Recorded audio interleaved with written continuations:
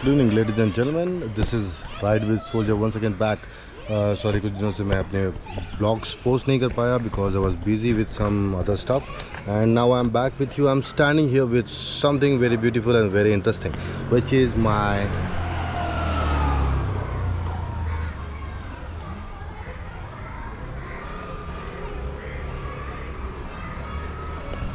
lovely 1250 GSA 1250 GSA BMW का जो bike है उसके साथ मैं खड़ा हूँ और मैं आपको बताना चाह रहा हूँ इसके स्पेसिफिकेशंस।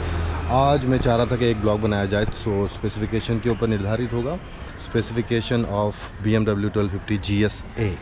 सो जो भी मैंने ऐड ऑन्स किए हैं उसके बारे में बताऊँगा और बाइक के बारे में बताऊँगा कि बाइक कैसी है, क्या है। बाकी लोग मुझे पूछते रहते थे, इसलिए मैं सोच रहा था कि आज आपको बता ही दूँ कि बाइक का एक्चुअली क्या है सिस्टम, कैसे ये बाइक चलती है और क्या क्या इसके अंदर खासियत है, क्यों मैंने इतने पैसा इसके ऊपर स्पेंड किया है। So it is like near about 30 lakh rupees in on road. So 30 lakh rupees का पड़ता है, उसके बाद फिर आप एड ऑन्स करते हो। So please be there, be with me and देखते रहो ये ब्लॉग को जिसमें मैं आपको बताऊँगा 1250 GSA के बारे में। So stay tune, love you all, bye bye.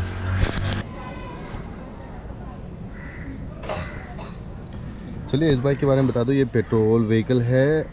लोग पूछते हैं कि पेट्रोल है कि डीजल है कि गैस है। ये पेट्रोल व्हीकल है। इसका मैक्सिमम पावर 134 bhp है। 134 bhp मतलब 7750 RPM के साथ में इसका टॉर्क है 143 Nm और इसका इमिशन स्टैंडर्ड BS6 है ये। और इसके अंदर ख़ास बात बताओ कि इसका डिस्प्लेसमेंट जो है वो है 1254। इसको बोला जाता है 1250 GSA बट इसका एक्चुअली डिस्प्लेसमेंट जो है वो 1254 है।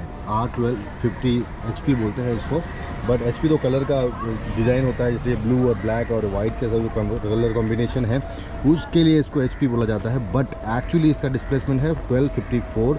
ये 2 सिलेंडर्स है। ये जो दिख रहा है आपको, ये 2 सिलेंडर्स है। इसके 2 सिलेंडर्स के साथ में चलती है। इसके वैल्यू वॉल जो है वो पर वॉल सिलेंडर जो है 4 सिलेंडर्स है इसके अंदर। और इसका कंप्रेशन रेशो जो है वो 12.5 है (1). इग्निशन है इसका डिजिटल, जो कि यहाँ पर आपको देखने मिलेगा। जैसे मैं इसको ऑन करूँगा यहाँ से, और ये इसका डिजिटल एनालॉग सिस्टम है इसका।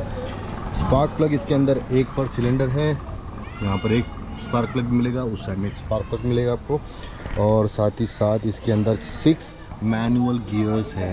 ये जो मैनुअल गियर्स है ये आपको 6 मैनुअल गियर्स इसके अंदर दिखाई देंगे, जिसके अंदर एक ऊपर है और एक नीचे है और बाकी सारे ऊपर है।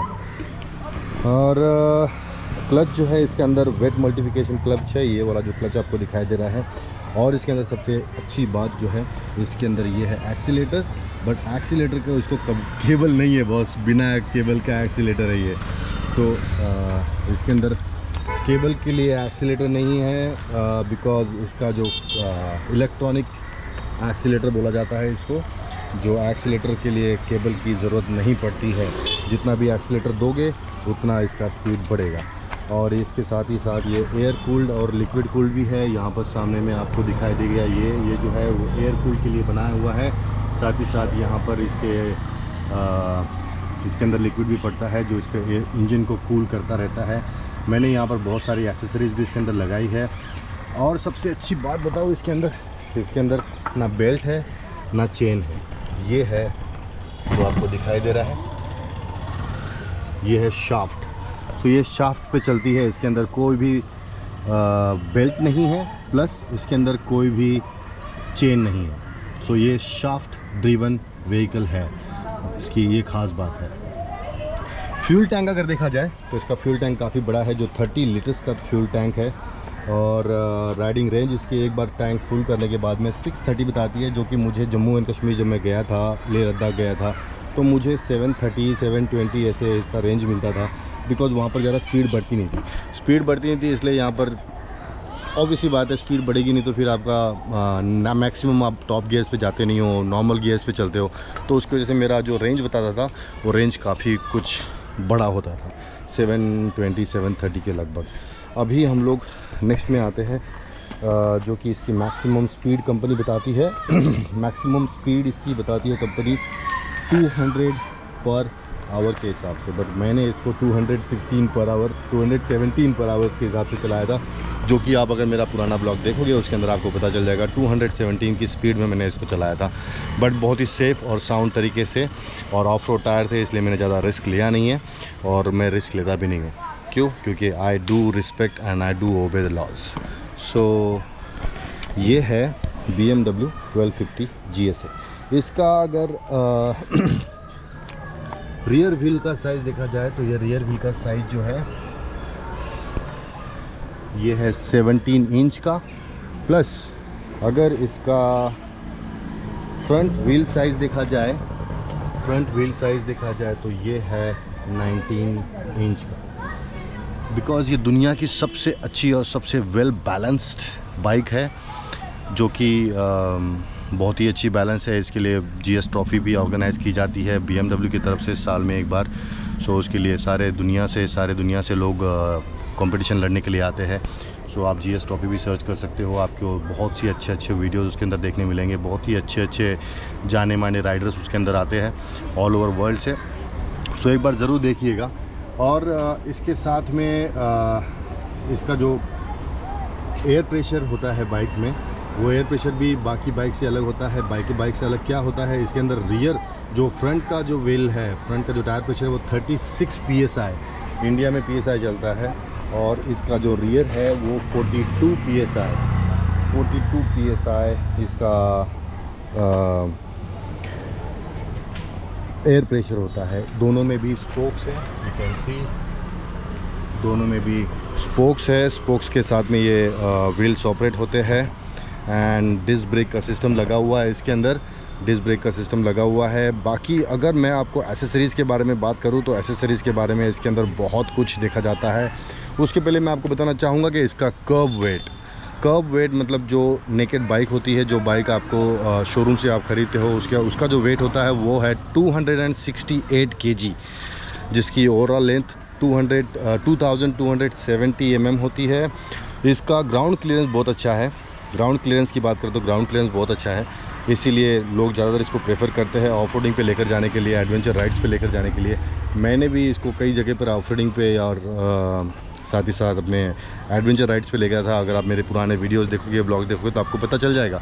अभी हम लोग बात करेंगे इसके एड-ऑन्स की। एड-ऑन्स के अंदर बहुत खर्चा है boss.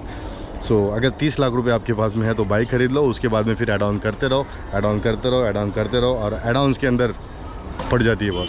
So let's talk about add-ons, the add-ons. So हम लोग फ्रंट से शुरू करते हैं। फ्रंट से शुरू करते समय यहाँ पर मेरा लगता है जो विंड स्क्रीन एक्सटेंडर लगता है यहाँ पर मेरा। जब भी मुझे ज़रूरत पड़ती है, मैं कभी लॉन्ग राइड पे जा रहा हूँ, मुझे अगर विंड से प्रॉब्लम हो रही हो तो मैं यहाँ पर विंड एक्सटेंडर फ्रंट का जो मेरा विंड स्क्रीन एक्सटेंडर है वो लगवाता हूँ। सामने में हेडलाइट के ऊपर आपने ये देखा होगा, हेडलाइट के ऊपर ये मेरा कवर है जो हेडलाइट गार्ड बोलते हैं इसको, ये लगवाया है। साथ में जो टायर्स है, मैंने ऑफ रोडिंग टायर्स डलवाए हैं। ये जो टायर्स है वो ऑफ रोडिंग टायर्स है, ये मैंने डलवाया है। साथ ही साथ यहाँ पर इनका जो डिस्क ब्रेक्स है, डिस्क ब्रेक के लिए भी एक छोटा सा डिवाइस आता है, वो भी मैंने लगवाया है। बिकॉज़ उससे क्या होता है, आपका डिस्क ब्रेक जो है सेफ़ एंड सिक्योर हो जाता है। उसके बाद में ये जो हेडलाइट्स है, ये हेडलाइट है, हेडलाइट के अलावा मैंने यहाँ पर फॉग लैंप्स भी लगवाए हैं, ये कंपनी से आता है। और ये ऐसे मैंने दो सेट लगवाए हैं, दोनों साइड में, इस साइड में भी है और इस साइड में भी है। ये फॉग लैंप जो है वो काम करते हैं, आपको ज़्यादा रोशनी देते हैं। बिकॉज़ स्पीड ज़्यादा होती है तो आपको जल्द से जल्द आगे का एरिया दिखाई देना चाहिए रात में, इसलिए इसको लगाया जाता है। उसके बाद में मैंने ये लगवाए हैं यहाँ पर जो छोटे पाउचेस है। ये छोटे पाउचेस छोटा मोटा कुछ आपको रखना है, जैसे मैं इसके अंदर मेरे यूट्यूब के कार्ड्स रखता हूँ। और साथ में ये है जो इसके ऊपर माउंट होता है, ये जो मेरा इंजन गार्ड है, इंजन गार्ड के ऊपर माउंट होता है, इसको इंजन गार्ड बैग्स बोलते हैं। गार्ड के ऊपर लगने वाले जो बैग्स होते हैं ये मेरे 5-5 लीटर के बैग्स है। इसके अंदर मैं मैक्सिमम मेरा जो टूल किट वगैरह होता है वो रखता हूँ। साथ ही साथ अगर देखा जाए तो यहाँ पर बहुत ही इंटरेस्टिंग चीज़ है, यहाँ पर मैं अपना मोबाइल भी माउंट करता हूँ। साथ ही साथ इस पर मोबाइल माउंट करने के बाद मेरा मोबाइल इसके ऊपर चार्ज भी होता है, जो वायरलेस चार्जिंग डिवाइस है।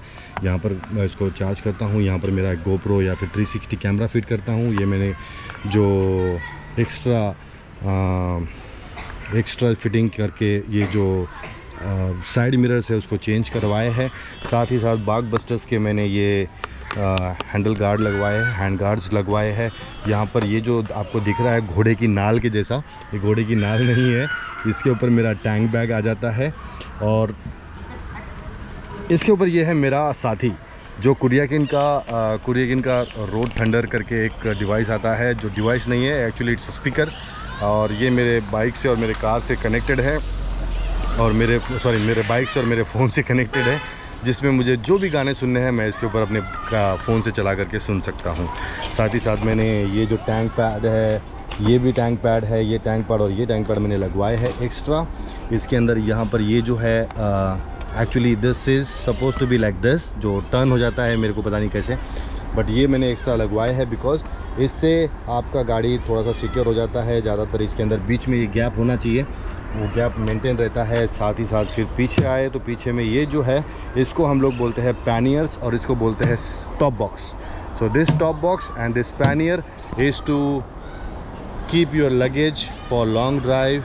जब भी आप लॉन्ग ड्राइव पे जाते हो, लंबे रूट पे जाते हो, तो इस पर हम लोग मैक्सिमम लगेज हमारा डाल करके चलते हैं।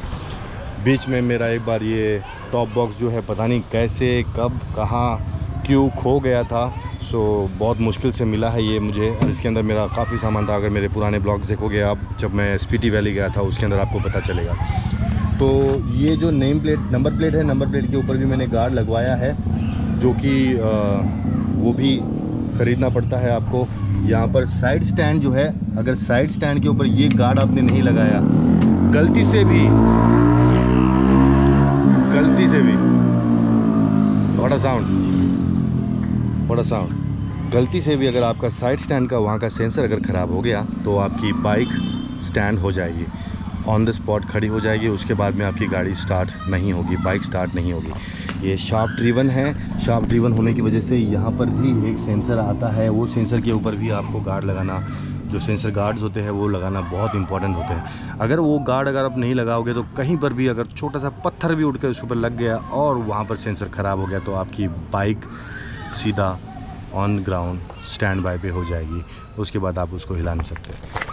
यहाँ पर नीचे में अगर देखा जाए तो ये नीचे में जो आपको दिखाई दे रहा है यहाँ तक, ये है सम्प गार्ड बोलते हैं इसको, सम्प गार्ड।